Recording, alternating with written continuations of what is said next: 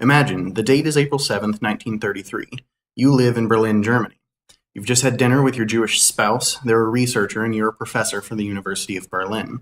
You sit down in your favorite chair and open the paper. The first headline impales you with fear and changes your life forever. We're all aware of the atrocious actions committed by the Nazis, but few stop to consider the damage that they dealt to Germany in terms of science and math. Per Stana Remus, the Nazi influence on mathematics in Germany was mainly in two areas: the discrimination and the treatment of the Jews, and their ideological view of math. To start, in April 7, 1933, the law for the restoration of the professional civil service was enacted. This removed all non-Aryans from civil service. Non-Aryans, in this sense, means the Jewish population, many of whom were veterans of the First World War. They were still removed from their positions, though a later amendment to the law allowed them to retain their positions, though they faced immense discrimination.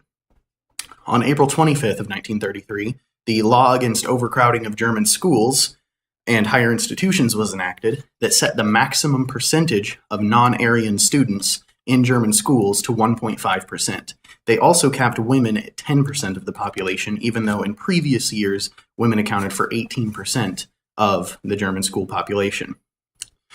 Because of these two laws, there was sort of an air of fear that prompted many people to emigrate from Germany. Among these were many mathematicians, 145 of whom were known to have been removed from the civil service by the previous laws. 82 of these 145 mathematicians fled to the United States, which prompted the United States to sort of become the world center for mathematics. Among these mathematicians that were evicted from Germany was Emmy Noether, a female mathematician, which is rare enough in and of itself, but she went on to provide the definitions, the basic definitions, the building blocks and foundation for abstract algebra. Doing math without her work would be like painting without paint. So because of all of the mathematicians that were removed from Germany, because of these laws and because of that air of fear that forced many of them to leave, research opportunities were scarce in Germany. And many of the researchers that remained focused on that ideological difference that they saw between Germans and Jewish people.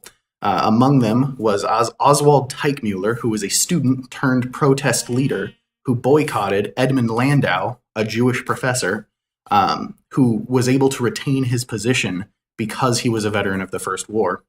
Oswald Teichmuller boycotted him into resigning to, quote, prevent him from ceding his Jewish math to the German population.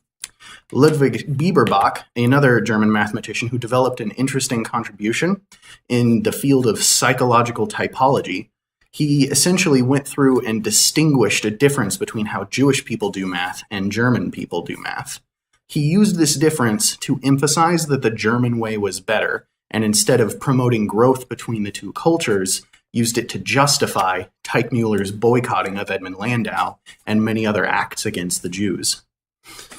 So this has been a brief account of sort of the fascist party, that the Nazi party that came together and exiled these brilliant minds and hindered German research.